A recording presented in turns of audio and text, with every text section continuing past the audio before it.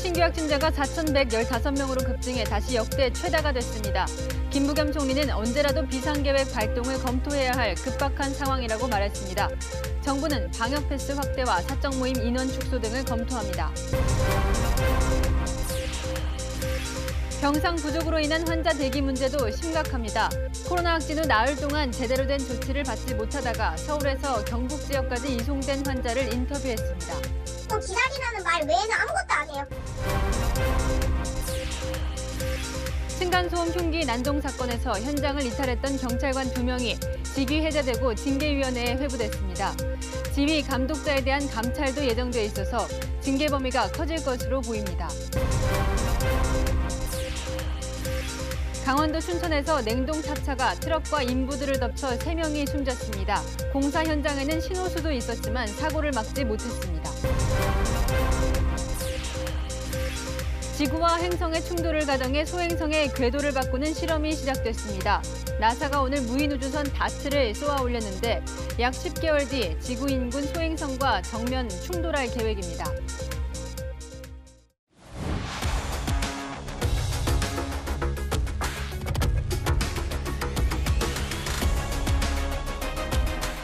뉴스의 동정민입니다. 코로나 하루 확진자가 4,000명을 단번에 뚫었습니다. 이전 하루 최다 확진자 수를 훌쩍 뛰어넘었는데요. 하루 확진자 5,000명까지는 감당이 가능하다고 했던 정부도 예상보다 빠른 확산세와 빠른 병상 소진에 긴장하는 분위기입니다. 여기에 위중증 환자도 연일 최다를 기록하고 있습니다. 당장 일상을 멈추진 않겠지만 일단 이 모임 인원을 축소하는 방안 등을 검토하고 있습니다. 자, 일상 회복을 시작한 지 한 달도 지나지 않아서 최대 기로에 선 건 분명해 보입니다. 첫 소식 허욱 기자입니다. 회사원들이 점심 식사를 위해 335 무리를 지어 이동합니다. 일부 식당 앞에는 거리 두기 없이 가까이부터 줄을 서 있기도 합니다. 점심 먹으러 가도 먼저는 사람들이 별로 없었어요. 지금 많아졌어요. 그런 걸 조금 자제해서 좋을 것 같아요.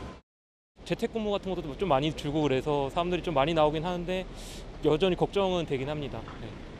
불안한 일상 회복을 반영하듯 코로나19 신규 확진자가 역대 최다인 4,115명입니다. 6일 전 나온 최다 기록보다 823명이나 많습니다. 위중증 환자도 586명으로 최다이고 사망자는 34명으로 4차 유행 이후 가장 많았습니다. 수도권만 놓고 보면 언제라도 비상계획을 발동해야 하는, 검토해야 하는 그런 급박한 상황입니다. 결국 정부는 수도권 방역을 강화하는 방안을 검토하고 있습니다. 식당과 카페에서 현행 4명인 미접종자 모임 인원과 현행 10명인 사적 모임 인원을 축소하는 방안 등이 거론됩니다. 정부 관계자는 방역 강화가 미접종자를 보호하고 방역 패스를 확대 적용하는 방식으로 이루어질 거라고 말했습니다. 또한 접종 완료자 방역 패스의 유효 기간도 설정해 추가 접종을 유도한다는 방침입니다. 정부는 내일 일상회복위원회를 열어 구체적인 방역 강화 방안을 논의합니다. 채널A 뉴스 허욱입니다. 결국 수도권이 문제인데요. 수도권만 하루 확진자가 이 정도입니다. 일상으로 돌아간 지 24일 만에 2배 넘게 늘어났습니다. 노량진 수산시장은 올해만 3번째 집단 감염이 발생하면서 상인들이 울상입니다. 김승희 기자입니다. 겨울 방어철이 돌아오면서 예년 같으면 손님으로 북적거렸던 노량진 수산시장. 매장 통로에서 손님을 찾아보기 어렵습니다.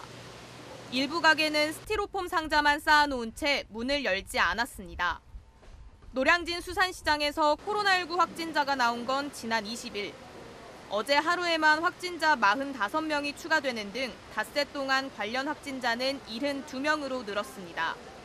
밀접 접촉자는 일주일간 시장에 들어올 수 없고 확진자가 나온 층 상인들은 매일 음성 판정을 받아야만 장사가 가능합니다.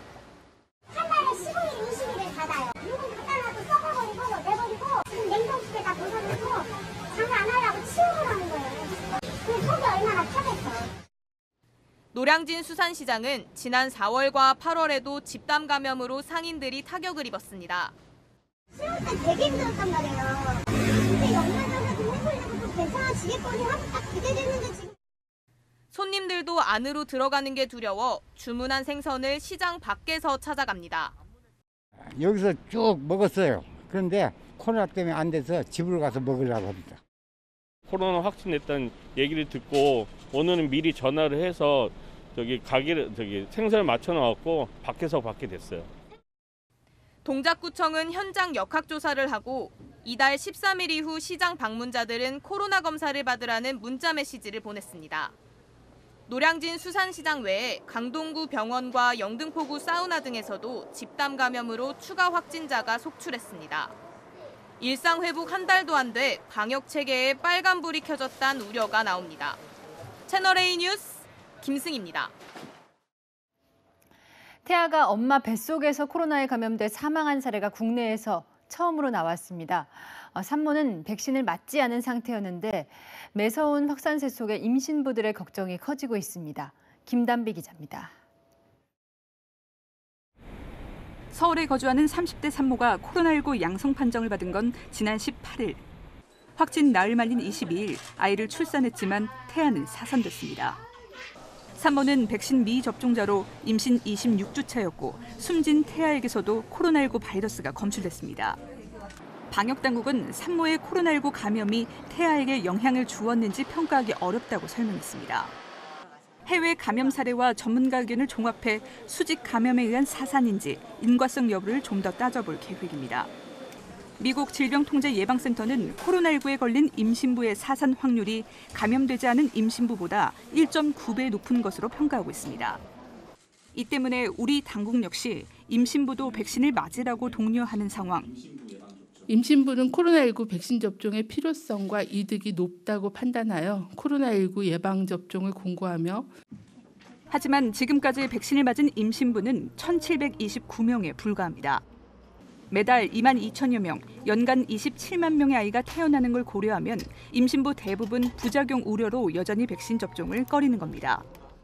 약 복용하는 것도 조심스러운 거라서 주사를 약간 함부로 맞기가 걱정되는 부분이 있어서 상처 생기고 이런다고 해서 맞으라고 하는데 알 수가 없으니까. 최근 코로나 확산세와 병상 부족, 저조한 백신 접종률까지 겹치면서 무방비 상태의 임신부에 대한 걱정이 커지고 있습니다. 채널A 뉴스 김단비입니다. 수도권에서 병상을 배정받지 못한 코로나 환자가 지금 780명에 육박합니다. 정부는 병상 대기자들의 상태를 하루 3번 점검하고 있다고 밝혔습니다만 취재진이 확인한 실태는 엉망입니다. 나흘 동안 제대로 조치를 받지 못하다가 서울에서 경북으로 이송된 환자도 있습니다. 서상희 기자입니다. 지난 19일 코로나 양성 판정을 받은 A씨는 병상 배정까지 집에서 꼬박 4일을 기다렸습니다. 기다리라는 말 외에는 아무것도 안 해요. 위드 코로나고 정부 지침이니까 그냥 무조건 다 기다려라.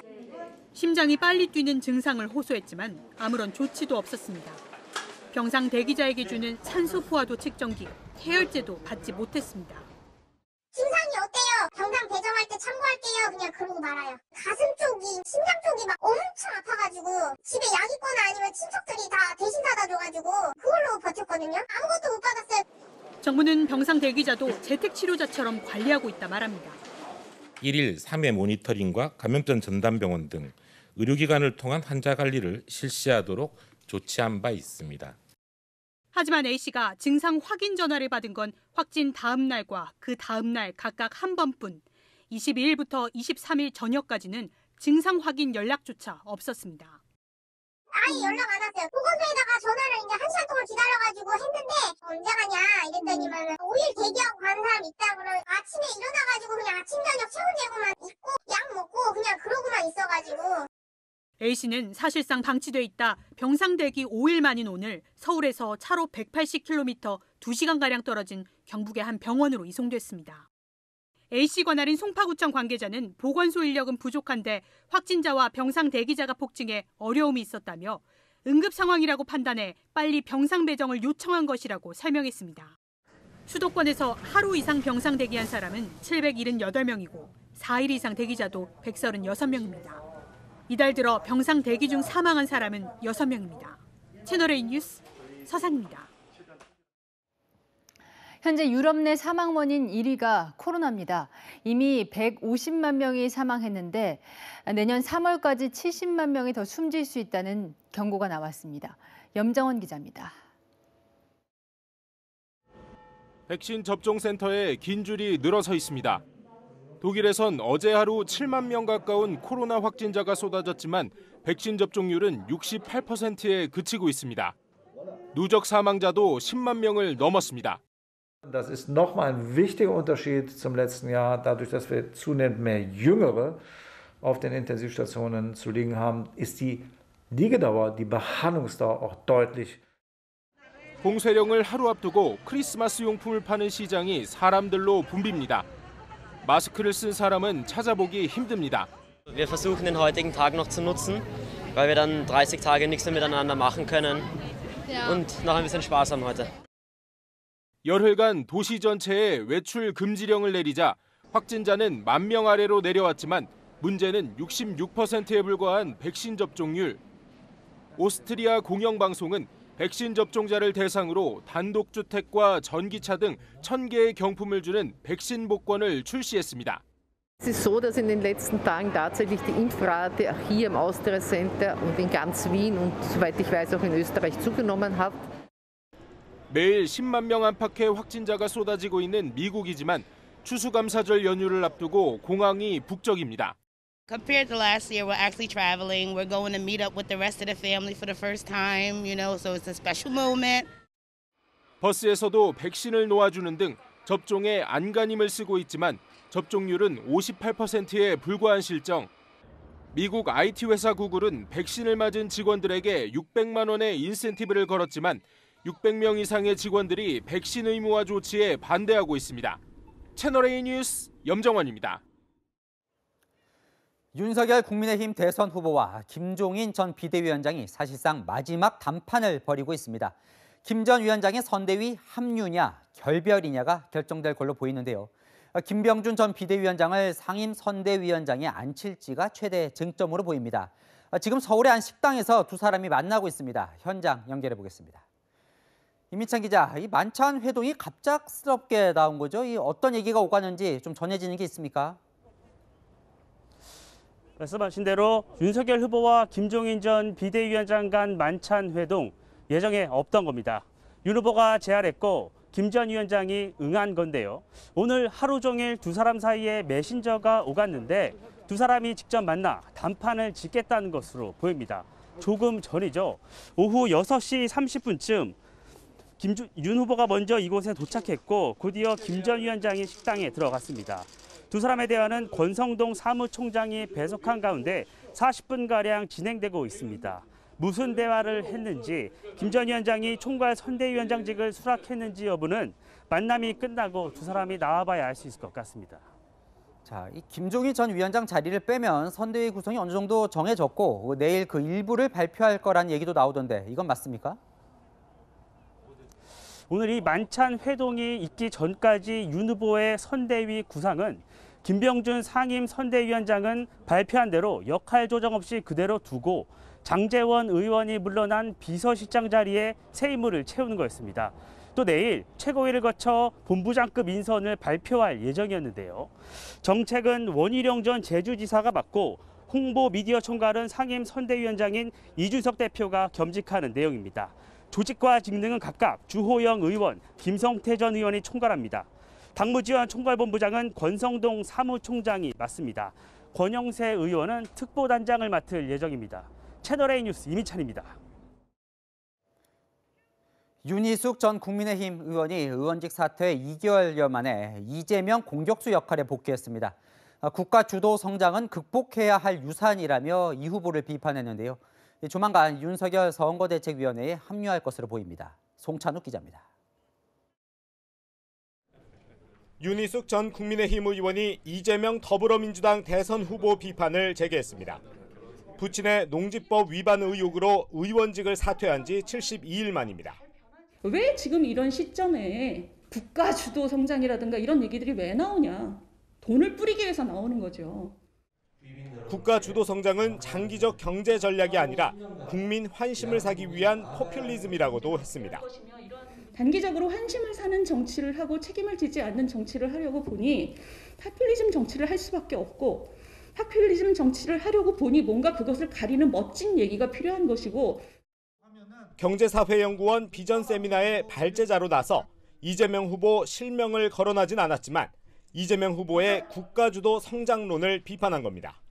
국가 주도의 강력한 경제 부흥 정책으로 경제 성장률 그래프를 우하향에서 우상향으로 바꾸겠습니다. 윤 전 의원은 세미나가 끝난 뒤 윤석열 국민의힘 후보가 내세우는 법치를 강조했습니다. 국가가 국가다우려면, 그리고 경제가 경제다우려면 법치가 지켜진다는 믿음은 아주 기본적이라고 생각을 해요. 경제 전문가인 윤 전 의원은 조만간 국민의힘 선거대책위원회에 합류할 걸로 보입니다. 윤 후보 측 관계자는 경제 전문가로서 경제 정책을 담당하면서 이재명 후보의 포퓰리즘 공약 비판에 앞장서게 될 것으로 보인다고 말했습니다. 채널A 뉴스 송찬욱입니다. 이재명 더불어민주당 후보, 국민의 어려움을 책임지지 못했다며 이 사죄에 큰 절을 올렸습니다. 그러면서 당을 향해 169석을 강조하면서 성과를 내라고 압박했습니다. 이재명표 법안 단독 처리까지 언급했는데요. 당직자들은 쇄신을 위해 일괄 사퇴했습니다. 윤수민 기자입니다. 이재명 더불어민주당 대선 후보가 이재명의 민주당을 선언한 이후 연일 강도 높은 체질 개선을 압박하고 있습니다.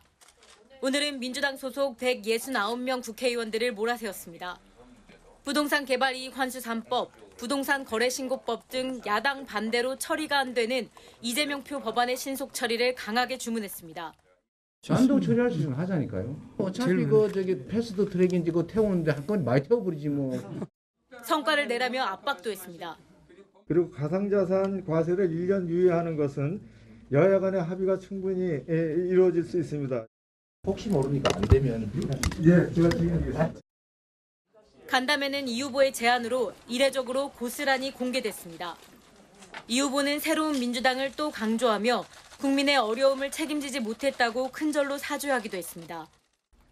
입법 성과를 내라고 질책한 지 반나절도 안 돼 당 사무총장과 정책위의장 등 주요 당직자들은 일괄 사퇴했습니다. 비장한 각오로 새로운 민주당을 만들기 위해 선당후사의 마음으로 일괄 사퇴의 뜻을 함께 모았습니다. 이재명 후보의 인사권까지 부여해 이재명 민주당으로의 전환 속도를 더 높이겠다는 겁니다. 이 후보의 최측근 인사들과 청년들을 전면 배치한 선대위 쇄신안은 빠르면 내일 공개됩니다. 채널A 뉴스 윤수민입니다. 그동안 성남도시개발공사에서 머물렀던 이 검찰의 대장동 의혹 수사가 성남시 문턱을 넘었습니다. 이재명 당시 성남시장의 비서실장을 오늘 불러서 조사를 했는데요. 윗선 개입 수사로 이어질지 주목됩니다. 이 후보의 당시 비서실장에게 뭘 조사하고 있는지는 박건영 기자가 전해드립니다. 검은 점퍼를 입은 남성이 서울중앙지검에 들어섭니다. 이재명 더불어민주당 대선 후보가 성남시장이었던 시절 비서실장을 지낸 임모 씨입니다. 임 씨는 대장동 개발 사업이 추진되던 2014년부터 2016년 사이 비서실장을 맡았습니다. 황무성 사장 사퇴 압박한 거에 개입한 거 있으세요 혹시? 검찰은 임 씨를 상대로 대장동 개발 사업 관련 서류가 성남 시내에서 결제된 과정을 조사 중입니다. 초과이익 환수 조항 삭제 등 사업 내용이 성남 시내에서 어느 선까지 보고됐는지 확인 중인 겁니다. 검찰은 임 씨를 상대로 황무성 전 성남도시개발공사 사장의 사퇴 경위도 조사하고 있습니다. 앞서 황 전 사장이 공개한 2015년 당시 녹취록엔 이재명 후보의 측근으로 알려진 정진상 성남시 정책실장이 등장합니다. 당시 정 실장은 비서실 소속이었습니다. 당신한테는 못 주겠다는 말. 시장한테 갖다 좀 시장한테. 네, 그렇게 지금 오늘 같이 가시죠. 네, 정 실장님한테 자리 계신. 임시 소환 조사가 정진상 전 실장을 조사하기 위한 사전 작업이라는 관측도 나옵니다. 직접 사퇴를 종용한 의혹을 받고 있는 유한기 전 본부장은 검찰 조사가 임박한 걸로 알려졌습니다. 채널A 뉴스 박건영입니다. 어제 사망한 전두환 전 대통령의 빈소 상황 알아봅니다. 주로 5공화국 당시 인사들이 찾아오고 있는데요. 정한희 기자가 나가 있습니다. 정 기자, 빈소는 누가 지키고 있습니까? 네, 빈소는 아내 이순자 씨와 자녀들이 지키고 있습니다. 미국에 머물고 있는 삼남 전재만 씨는 내일 새벽 빈소에 도착할 예정인데요. 오늘 주로 50화국 인사들이 빈소를 찾았습니다. 5.18 민주화 운동에 관련해서는 말을 아꼈습니다. 한때 빈소에서는 가짜 박근혜 전 대통령 조화가 전달돼 작은 논란이 벌어지기도 했습니다. 12.12 군사반란 당시 전두환 보안사령관 비서실장이었던 허화평 전 대통령 정무수석이 조문했고 정권 2인자였던 장세동 전 안기부장은 어제에 이어 오늘도 빈소를 찾았습니다. 5.18에 대한 평가가 분분한데요. 어떻게 이게 평가하시는지. 장례식장인데 정치 이야기할 자리는 아닌 것 같아요. 예? 다음 기회에 우리 이야기하자고요. 그만하시죠. 예. 네. 보통 소외가 남다르실 것 같은데 하실 말씀 정말 없으세요? 모든 사람들이 다 물기는 다 좋고.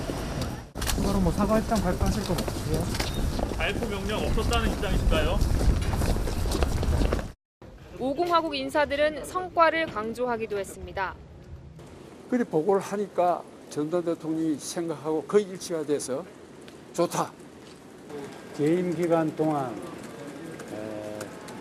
물가를 안정시키고 또 경제 성장도 연 10% 가까이 하셨죠. 김진영, 이종구 전 육군 참모총장 등 하나회 출신들도 빈소를 찾았습니다. 정치권 발길은 뜸했습니다. 김기현 국민의힘 원내대표와 주호영 의원이 조문했고 반기문 전 유엔 사무총장은 아쉬움을 나타냈습니다. 노태우 전 대통령처럼 용서를 빌고 또 화해하는 모습을 보여줬었으면 더 좋지 않았을까 이렇게 그 생각을 합니다. 비교적 한산했던 빈소는 보수단체 회원들이 단체로 조문하며 혼잡해졌는데요. 한 시민이 전두환은 사죄하라고 외치면서 고성이 오가기도 했습니다. 장지는 아직 정해지지 않았습니다. 지금까지 채널A 뉴스 정한입니다.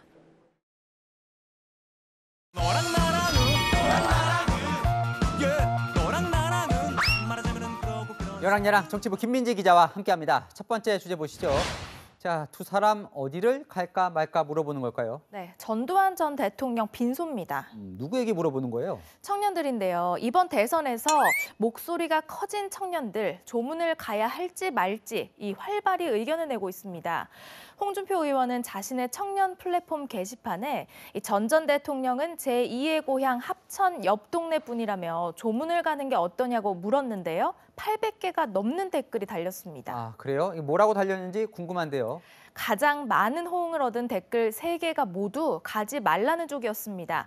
중도 확장성이 넓어지고 있는 지금은 악수다. 이재명 후보의 공격 수단이 된다. 괜히 긁어 부스럼 만들지 말라면서 반대 의견이 대다수였습니다. 반면에 사람의 죽음 앞에 좌우가 어디 있느냐, 사람으로서의 최소한의 도리라면서 조문을 찬성하는 글도 눈에 띄었습니다. 홍 의원은요, 절대적으로 많은 이 반대 의견을 받아들여서 조문을 가지 않기로 했습니다. 윤석열 후보도 처음에는 네. 조문을 갈 것처럼 했다가 이제 안 갔잖아요. 뭐 네. 이유가 있었다면서요? 아마 이런 게 좀 영향을 미쳤을 것 같은데요. 네, 문자 메시지인가 본데요. 네.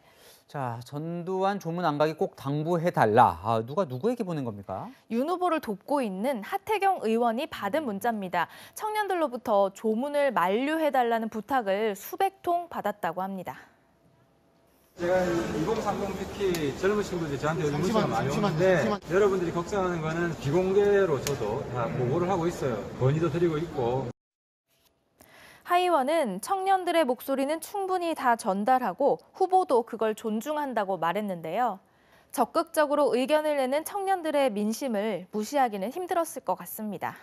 네, 다음 주제 보겠습니다.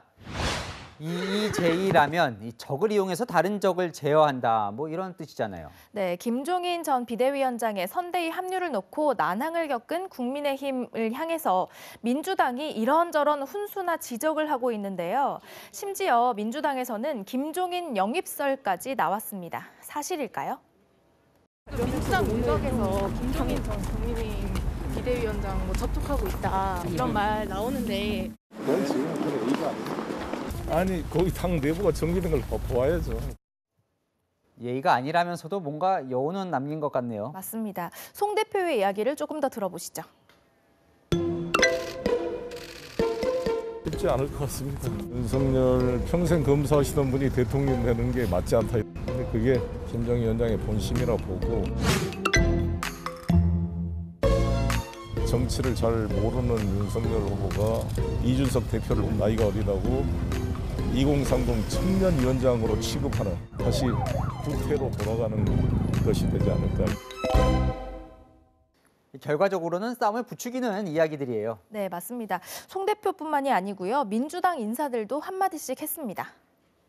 마치 궁중암투를 소재로 한 사극의 한 장면 같습니다. 상황 김종인, 대신 김한길과 김병준, 이준석이 볼성사나운 주인공들입니다. 윤석열 후보가 얼마나 무능한지. 나이 차이도 너무 많이 난 어른인데 그 양반 초라하다 하는 생각이 좀 들더라고요. 약간 신나 보이는데 지금? 그렇지는 않고요. 그렇다고 그쪽이 잘 됐으면 좋겠다고 제가 빌을 이유는 없잖아요. 국민의힘이 선대위 구성에 발목 잡혀 있는 상황에 민주당은 표정 관리에 애를 쓰는 것 같습니다. 네, 김종인, 김병준, 김한길 거론되는 인물들이 다 민주당 출신이니까요. 더 잘 안 됐으면 할 것 같기도 합니다. 여랑야랑이었습니다. 3살 아이가 의붓엄마의 학대로 숨진 사건 속보입니다. 부검에서 대장 파열 외에도 뇌출혈 등 상습 학대의 흔적이 발견됐습니다. 이런 학대를 방치한 친부도 피의자로 입건했습니다. 정현우 기자입니다. 지난 20일 의붓엄마의 학대로 숨진 3살 남자아이입니다. 어제 국립과학수사연구원은 대장 파열이 치명상이라는 1차 부검 소견을 경찰에 전달했는데 아이 몸에선 뇌출혈 흔적과 발생 시기가 다른 혈흔도 발견됐습니다. 경찰은 부검 소견을 근거로 아이가 상습적으로 학대당했을 가능성을 의심하고 있습니다. 아이의 친부 오모 씨 역시 학대를 알고도 방치했을 수 있다고 보고 피의자로 입건해 소환 조사했습니다. 지금 조사하고 있어요. 성실하게 일반에. 친부는 사건 당일 의붓엄마의 연락을 받고 119에 대신 신고했습니다. 채널A가 입수한 119 신고 녹취록에는 친부 오 씨가 아내가 아이와 단둘이 있는데 숨을 안 쉰다고 한다. 오토바이 타고 멀리서 가고 있다. 어디 병원으로 가는지 알려달라고 말한 기록이 있습니다. 어제 구속된 의붓엄마 이 씨는 범행 당시 술에 취해 있었다며 심신미약을 주장하는 걸로 전해졌습니다. 아이 친모 측은 변호인을 선임하고 경찰 조사 과정에 피해자 측으로 참여하겠다고 밝혔습니다. 채널A 뉴스 정현우입니다. 인천의 층간소음 흉기 난동 사건에서 현장을 이탈했던 경찰관 2명이 직위 해제되고 징계 절차에 넘겨졌습니다. 이웃에게 흉기를 휘두른 가해자는 오늘 경찰서에서 기자들 앞에 섰는데 사과 한마디 없었습니다. 조현진 기자가 보도합니다.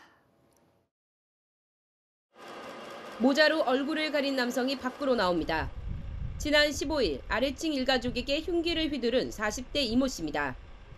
쏟아지는 질문에 답변도 피해자에 대한 사과도 하지 않았습니다.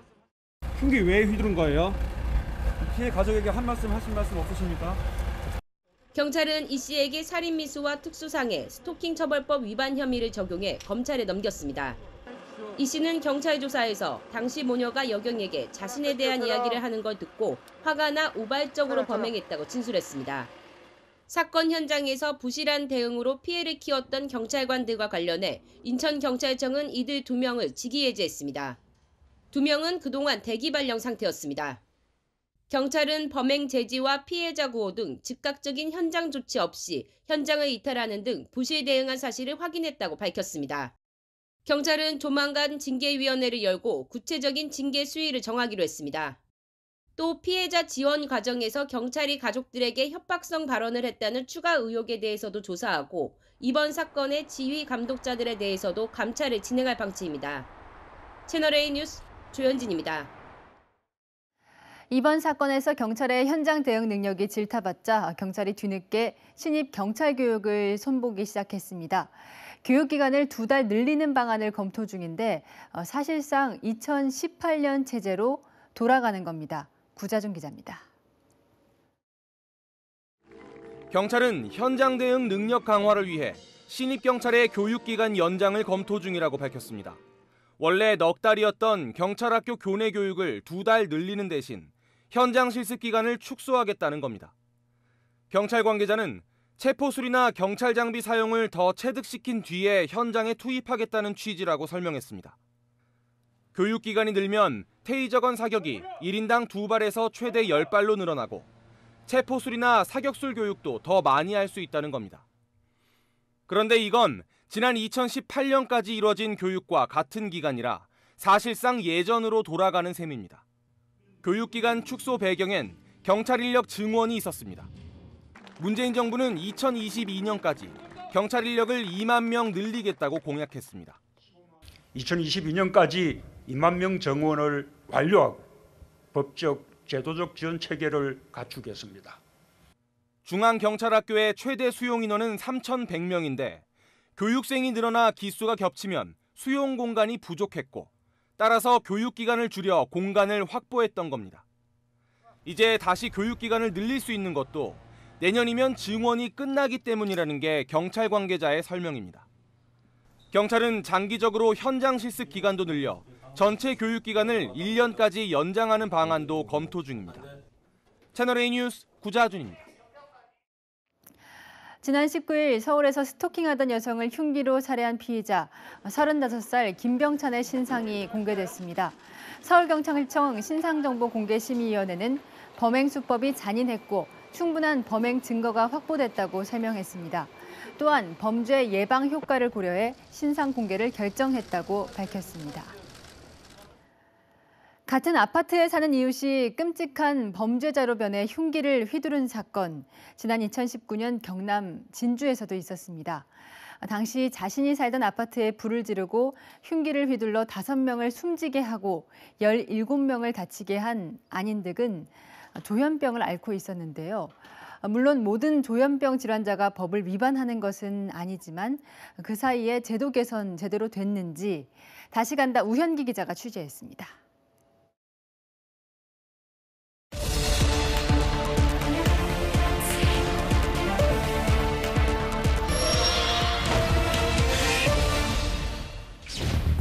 당시 42살이던 안인득은 새벽녘 자신의 집에 불을 지른 뒤 대피하는 주민들을 상대로 흉기를 휘둘렀습니다.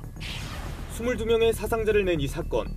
조현병을 앓고 있던 안인득은 아파트 주민들이 자신을 험담한다는 망상에 사로잡혀 범행을 저지른 것으로 조사됐습니다. 본인이 조현병 앓고 있는 건 알고 계세요? 자신이 병이 있는 건 아십니까?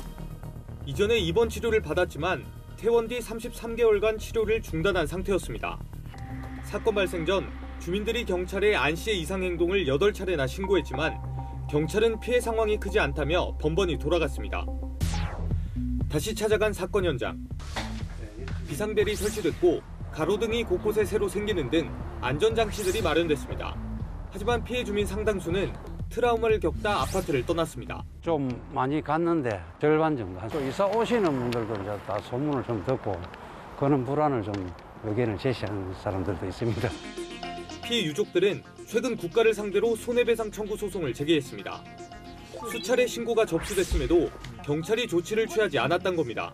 정신질환자고 자타의 우려가 의심되는 사정이 보이면 어떤 것들을 하라고 법과 매뉴얼에 돼 있는 게 있어요. 근데 지금 8번의 신고 동안 그걸 단 한 번도 안 한 거예요. 사건 발생 2년 반, 정신질환자들의 관리는 어떨까? 지난 5월 경기 남양주에선 60대 아버지가 조현병을 앓던 아들에게 살해되는 일이 있었습니다. 범행 한 달 전 아버지의 신고를 받고 현장에 출동했던 경찰은 환자의 인권 문제를 고려해 강제로 입원시킬 수는 없다고 판단했습니다. 응급입원이라는 거는요, 경찰이 눈앞에서 폭력이나 흉기를 들거나 이런 게 있을 때만 됩니다. 민원 발생, 소송 이런 부분이 상당히 문제가 될 수 있기 때문에. 지난 9월 7년간 조현병을 앓아온 70대 노모를 병원에 입원시킨 딸은 가족들이 원한다고 해도 환자의 폭력성이 입증된 뒤에야 입원을 시킬 수 있었다고 합니다. 경찰의 공문을 받으려면 어떤 상황이 발생이 돼야지 개입이 된다 하더라고요. 근데 정말로 발생이 됐어요. 정말 동네가 떠나갈 것 같은 그러한 싸움이 벌어졌었고. 코로나19 확산 이후엔 경찰이 심한 이상 행동을 보이는 환자를 입원시키려 해도 병상 부족 때문에 가족에게 돌려보내는 일이 속출하고 있습니다. 지난 7월 경기도 안양에서 어머니를 흉기로 위협한 환자와 지난 9월 경남 양산에서 자해를 한 환자 등 증세가 심각해 경찰이 입원 조치를 하려 했지만 병상 부족으로 입원되지 못한 겁니다. 특히 중요한 거는 널리되 어느 곳에 어느 병원에 입원 가능한 병실이 있는지를 쉽게 파악할 수 있는 그런 시스템이 반드시 마련돼요. 전문가들은 병실 확충과 함께 입원 조치 과정에서 인권 침해 소지가 없도록 세부적인 대응 체계를 마련하고 전문 인력을 배치해야 한다고 지적합니다. 그런데 정신질환자 응급입원을 전담하는 경찰의 보호조치팀은 현재 전국 2곳, 인력은 4명뿐인 상황입니다. 다시 간다, 우형입니다. 강원도 춘천에서 1톤짜리 냉동 탑차가 상수도 점검 작업을 하던 현장을 덮치면서 작업자 3명이 숨졌습니다. 신호수가 신호를 보냈는데도 막지 못했습니다. 공국진 기자입니다. 1톤 냉동 탑차 앞부분이 심하게 부서졌습니다. 다른 1톤 트럭은 인도와 차로 사이에 걸쳐 있고 도로엔 차량 파편이 어지럽게 널려 있습니다. 강원 춘천시의 도로에서 사고가 난 건 오전 11시 9분쯤. 29살 박모 씨가 몰던 1톤 냉동 탑차가 도로가에 서 있던 1톤 트럭과 작업 중이던 인부들을 덮쳤습니다. 인부 3명이 그 자리에서 숨졌고 박 씨도 크게 다쳐 인근 병원으로 옮겨졌습니다. 총 3분이시고 속도를 하나도 안 줄였어요. 인부들은 도로에 배설된 상수도 밸브 점검 작업을 하다 변을 당했습니다. 작업 지점 20m 앞에 공사를 알리는 표지판을 설치하고 신호를 하는 사람도 있었지만 사고를 막지 못했습니다. 신호수는 가까스로 냉동 탑차를 피해 다치지 않았습니다. 신호수를 세워가 신호를 보고 있는데 그 차가 그냥 밀고 들어온 거다. 스피드가 할수 없잖아요. 신호수는 살았어요. 경찰은 박 씨가 신호수를 무시하고 공사 트럭과 인부들을 들이받은 것으로 보고 있습니다. 박 씨를 업무상 과실치사 혐의로 입건하고 음주운전을 했는지 여부 등을 확인하고 있습니다. 채널A 뉴스 공진입니다. 부산에 도착한 아보카도 수입 컨테이너에서 코카인이 무더기로 적발이 됐는데요. 무려 1,300만 명이 투약할 수 있는 엄청난 양이었습니다. 우리나라가 최종 목적지는 아니었던 것 같습니다. 배영진 기자입니다. 아보카도 상자가 가득한 컨테이너. 상자 뒤에서 커다란 포대 자루들이 나옵니다. 여러 겹으로 된 포장을 뜯어보니 하얀색 가루가 나옵니다. 마약인 코카인입니다.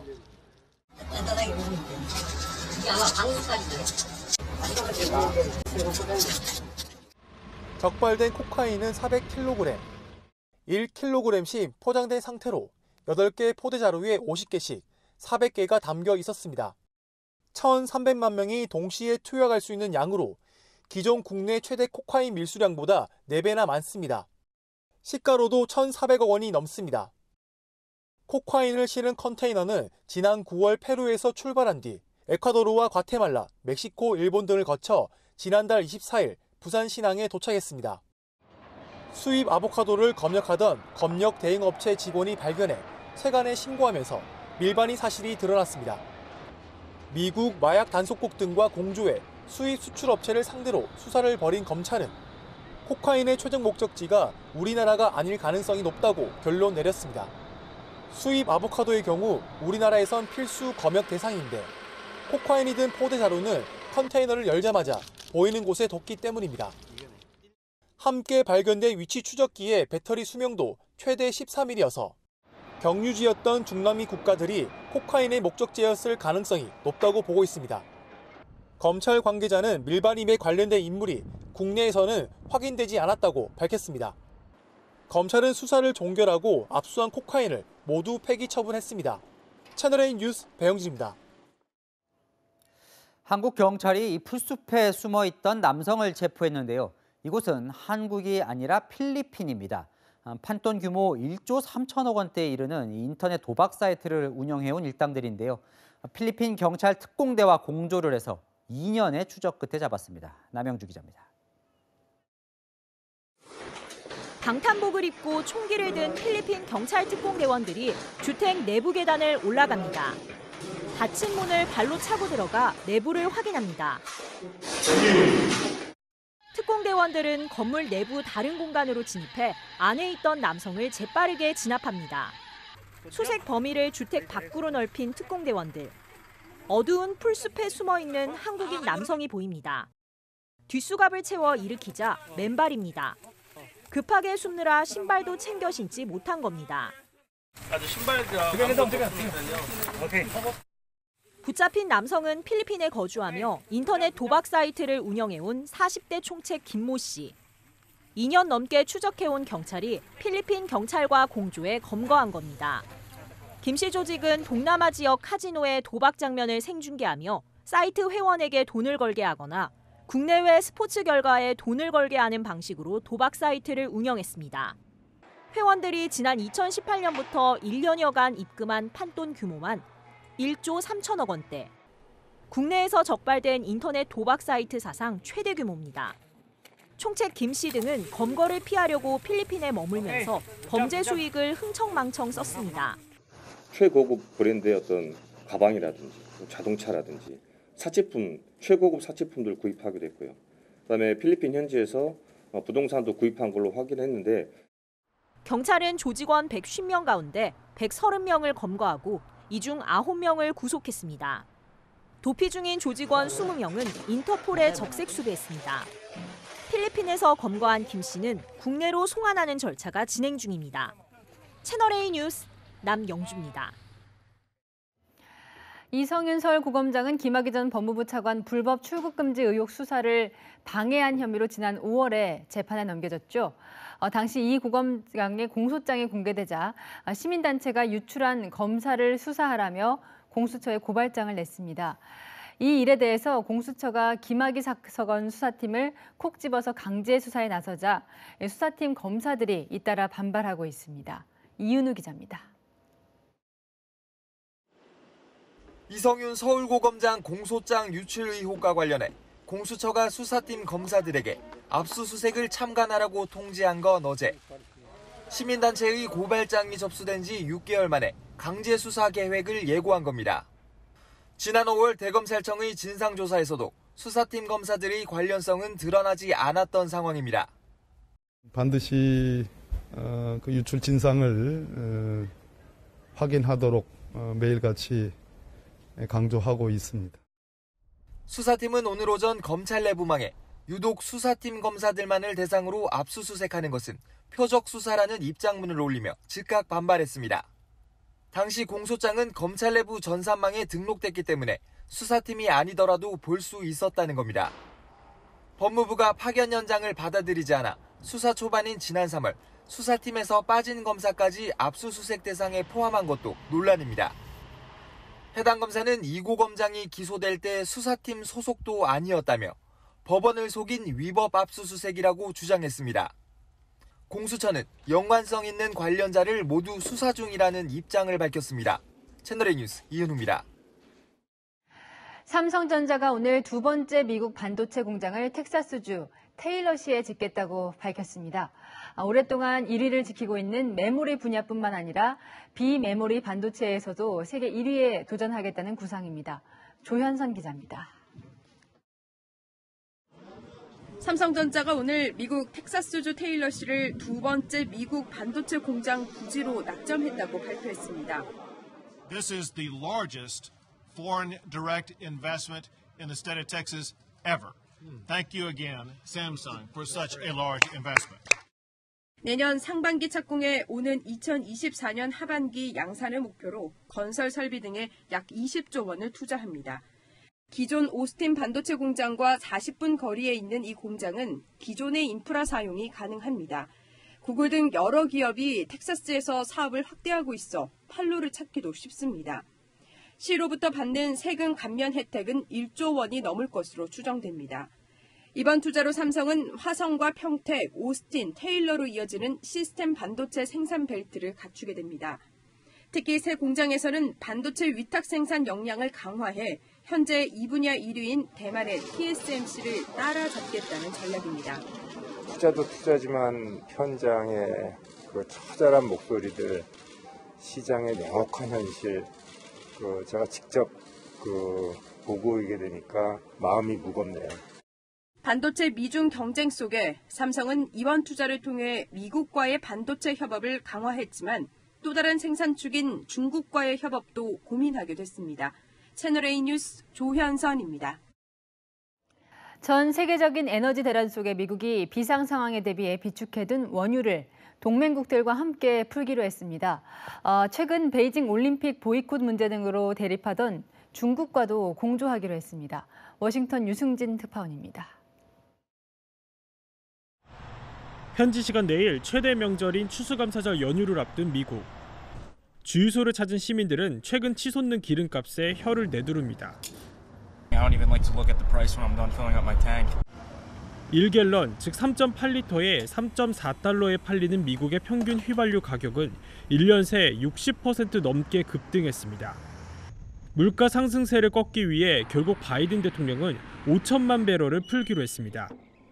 2011년 리비아 내전 사태 이후 10년 만입니다. 이번에도 한국을 포함한 동맹국들이 동참하기로 했습니다. This coordinated action will help us deal with the lack of supply, which in turn helps ease prices. 지난주 첫 화상 정상회담 이후 올림픽 보이콧 등으로 다시 갈등을 겪고 있는 중국도 힘을 보태기로 했습니다. 중국 관영 매체는 중국 실정에 맞춰 방출 규모는 제한적일 것이라며 세계적 물가 상승을 억제하기 위한 선의의 조치에 미국은 보답해야 한다고 강조했습니다. 다만 미국의 발표에도 전날보다 2.3% 정도 오른 78.50달러에 서부 텍사스산 원유 거래를 마쳤습니다. 주요 산유국 연합체인 오펙 플러스는 비축유 방출에 반발하며 추가 생산 계획을 재고할 수 있다고 경고했습니다. 바이든 대통령이 중국까지 동참시켜 유가 안정에 나섰지만 원유 증산에 미온적인 산유국들을 설득해야 하는 과제 등도 산적해 있습니다. 워싱턴에서 채널A 뉴스 유승진입니다. 소행성과 지구의 충돌을 막기 위해 우주 비행사들이 소행성에 핵폭탄을 설치하러 떠난다는 영화 아마겟돈 내용 기억하시는 분 많을 겁니다. 이번에는 사람 없는 우주선으로 소행성의 궤도를 바꿔서 지구를 지키는 실험이 실제로 시작됐습니다. 한수아 기자가 보도합니다.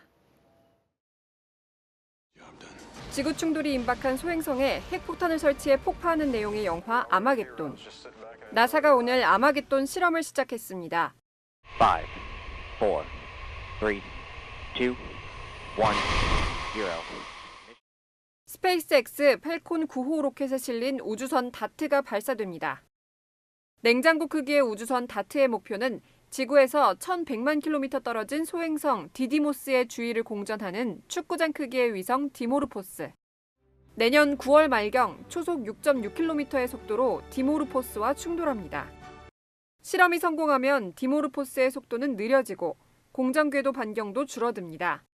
And the DART mission is to basically go hit an asteroid and see if we can move it. 충돌 3분 후에는 이탈리아가 개발한 초소형 인공위성 리시아 큐브가 사진을 촬영해 지구로 전송합니다. 디모르포스는 지금이나 실험 이후에나 지구와 충돌할 가능성은 없습니다. 하지만 나중에 충돌 가능성이 있는 소행성이 등장했을 때를 가정해 물리적 충격으로 궤도를 바꿀 수 있는지 실험해 보려는 겁니다. DART is NASA's first planetary defense test. So we're gonna try to do something we've never done before. 이번 실험엔 약 3,900억 원이 투입됐습니다. 채널A 뉴스 한수아입니다.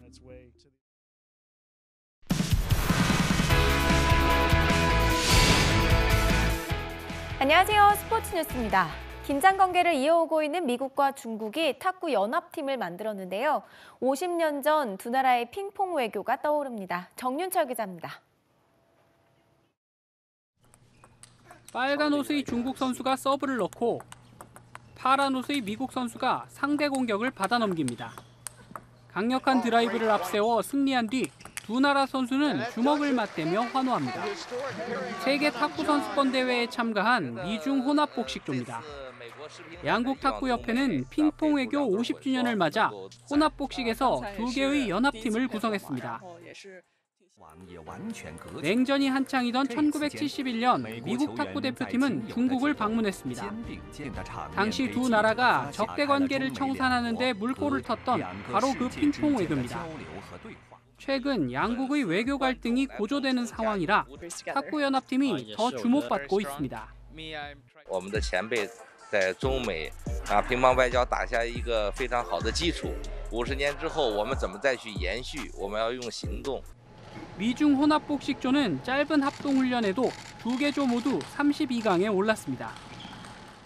I mean, I feel extremely honored to, be a part of this momentous moment in history. 两国的一些球迷、一些观众，然后就是奉献一场精彩的比赛。 한편 한국 기대주 신유빈은 여자 단식 1회전에서 도쿄올림픽 단체전 동메달리스트인 홍콩의 수아이안 미니를 꺾고 64강에 올랐습니다.